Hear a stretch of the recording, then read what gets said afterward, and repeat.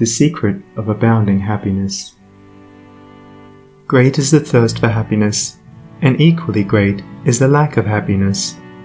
The majority of the poor long for riches, believing that their possession would bring them supreme and lasting happiness. Many who are rich, having gratified every desire and whim, suffer from ennui and repletion, and are farther from the possession of happiness even than the very poor.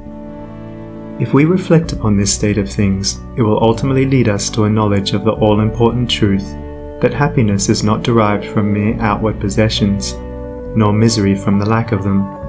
For if this was so, we should find the poor always miserable, and the rich always happy, whereas the reverse is frequently the case. Some of the most wretched people whom I have known were those who were surrounded with riches and luxury, whilst some of the brightest and happiest people I have met were possessed of only the barest necessities of life. Many men who have accumulated riches have confessed that the selfish gratification which followed the acquisition of riches has robbed life of its sweetness, and that they were never so happy as when they were poor. What then is happiness, and how is it to be secured? Is it a figment, a delusion, and is suffering alone perennial? We shall find, after earnest observation and reflection, that all, except those who have entered the way of wisdom, believe that happiness is only to be obtained by the gratification of desire. It is this belief, rooted in the soil of ignorance, and continually watered by selfish cravings, that is the cause of all the misery in the world. And I do not limit the word desire to the grosser animal cravings. It extends to the higher psychic realm, where far more powerful, subtle, and insidious cravings hold in bondage the intellectual and refined, depriving them of all that beauty, harmony, and purity of soul whose expression is happiness. Most people will admit that selfishness is the cause of all the unhappiness in the world. They fall under the soul-destroying delusion that it is somebody else's selfishness and not their own. When you are willing to admit that all your unhappiness is the result of your own selfishness, you will not be far from the gates of paradise. But so long as you are convinced that it is the selfishness of others that is robbing you of joy, so long will you remain a prisoner in your self-created purgatory. Happiness is that inward state of perfect satisfaction which is joy and peace, and from which all desire is eliminated. The satisfaction which results from gratified desire is brief and illusionary, and is always followed by an increased demand for gratification. Desire is as insatiable as the ocean, and clamours louder and louder as its demands are attended to. It claims ever-increasing service from its deluded devotees, until at last they are struck down with physical or mental anguish, and are hurled into the purifying fires of suffering. Desire is the reign of hell, and all torments are centered there. The giving up of desire is the realization of heaven, and all delights await the pilgrim there. I sent my soul through the invisible, some letter of that afterlife to spell, and by my soul returned to me, and whispered, I myself am heaven and hell. Heaven and hell are inward states. Sink into self and all its gratifications, and you sink into hell. Rise above self into that state of consciousness which is the utter denial and forgetfulness of self, and you enter heaven. Self is blind, without judgment, not possessed of true knowledge, and always leads to suffering. Correct perception, unbiased judgment, and true knowledge belong only to the divine state, and only insofar as you realize this divine consciousness can you know what real happiness is.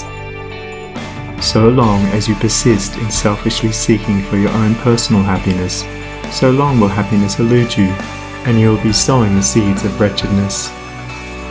Insofar as you succeed in losing yourself in the service of others, in that measure will happiness come to you, and you will reap a harvest of bliss. It is in loving, not in being loved, the heart is blessed. It is in giving, not in seeking gifts, we find our quest. Whatever be thy longing or thy need, that do thou give, so shall thy soul be fed, and thou indeed shalt truly live. Cling to self, and you cling to sorrow. Relinquish self, and you enter into peace. To seek selfishly is not only to lose happiness, but even that which we believe to be the source of happiness. See how the glutton is continually looking about for a new delicacy wherewith to stimulate his deadened appetite, and how bloated, burdened, and diseased scarcely any food at last is eaten with pleasure. Whereas he who has mastered his appetite, and not only does not seek, but never thinks of gustatory pleasure, finds delight in the most frugal meal. The angel form of happiness, which men, looking through the eyes of self, imagine they see in gratified desire, when clasped is always found to be the skeleton of misery. Truly, he that seeketh his life shall lose it, and he that loseth his life shall find it. Abiding happiness will come to you when, ceasing to selfishly cling, you are willing to give up. When you are willing to lose, unreservedly, that impermanent thing which is so dear to you, and which, whether you cling to it or not, will one day be snatched from you, then you will find that that which seemed to you like a painful loss turns out to be a supreme gain.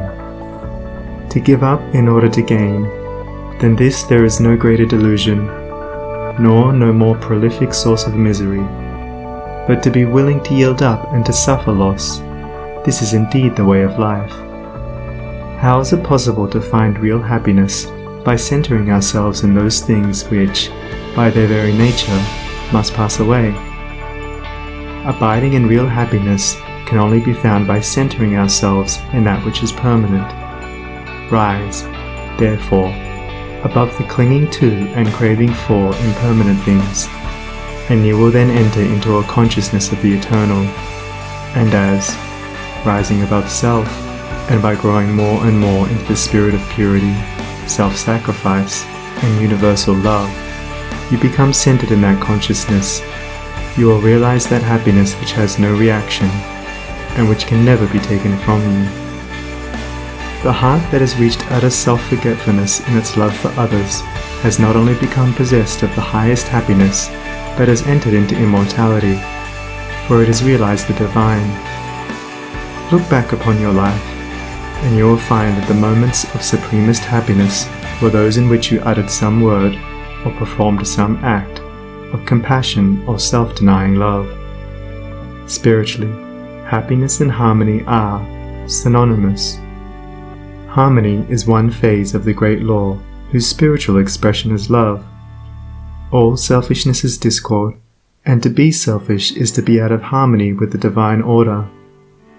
As we realize that all-embracing love, which is the negation of self, we put ourselves in harmony with the divine music, the universal song, and that ineffable melody which is true happiness becomes our own. Men and women are rushing hither and thither in the blind search for happiness and cannot find it, nor ever will until they recognize that happiness is already within them and round about them, filling the universe, and that they, in their selfish searching, are shutting themselves out from it. I followed happiness to make her mine, past towering oak and swinging ivy vine. She fled, I chased, o'er slanting hill and dale, o'er fields and meadows in the purpling vale.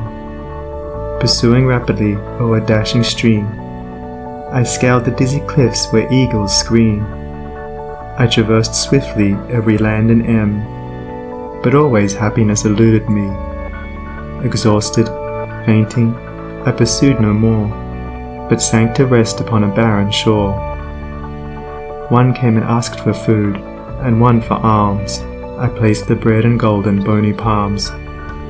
One came for sympathy, and one for rest. I shared with every needy one my best. When lo, sweet happiness, with form divine, stood by me, whispering softly, I am thine. These beautiful lines of Burleigh's express the secret of all abounding happiness. Sacrifice the personal and transient, and you rise at once into the impersonal and permanent. Give up that narrow, cramped self that seeks to render all things subservient to its own petty interests, and you will enter into the company of the angels, into the very heart and essence of universal love. Forget yourself entirely in the sorrows of others and in administering to others, and divine happiness will emancipate you from all sorrow and suffering. Taking the first step with a good thought, the second with a good word, and the third with a good deed, I entered paradise. And you also may enter into paradise by pursuing the same course. It is not beyond, it is here. It is realized only by the unselfish. It is known in its fullness only to the pure in heart. If you have not realized this unbounded happiness, you may begin to actualize it by ever holding before you the lofty ideal of unselfish love and aspiring towards it. Aspirational prayer is desire turned upward. It is the soul turning toward its divine source, where alone permanent satisfaction can be found. By aspiration, the destructive forces of desire are transmuted into divine and all-preserving energy. To aspire is to make an effort to shake off the trammels of desire. It is the prodigal made wise by loneliness and suffering, returning to his Father's mansion. As you rise above the sordid self, as you break, one after another, the chains that bind you, you'll realize the joy of giving, as distinguished from the misery of grasping. Giving of your substance, giving of your intellect, giving of the love and light that is growing within you. You will then understand that it is indeed more blessed to give than to receive, but the giving must be of the heart without any taint of self, without desire for reward. The gift of pure love is always attended with bliss. If, after you have given, you are wounded because you are not thanked or flattered, or your name put in the paper, know then that your gift was prompted by vanity and not by love, and you were merely giving in order to get, were not really giving, but grasping. Lose yourself in the welfare of others. Forget yourself in all that you do. This is the secret of abounding happiness. Ever be on the watch to guard against selfishness, and learn faithfully the divine lessons of inward sacrifice. So shall you climb the highest heights of happiness, and shall remain in the never-clouded sunshine of eternal joy, clothed in the shining garment of immortality. Are you searching for the happiness that does not fade away? Are you looking for the joy that lives and leaves no grievous day? Are you panting for the water brooks of love and life and peace? Then let all dark desires depart and selfish seeking cease. Are you lingering in the paths of pain, grief-haunted, stricken sore? Are you wandering in the ways that wound your weary feet the more? Are you sighing for the resting place where tears and sorrows cease? Then sacrifice your selfish heart and find the heart of peace.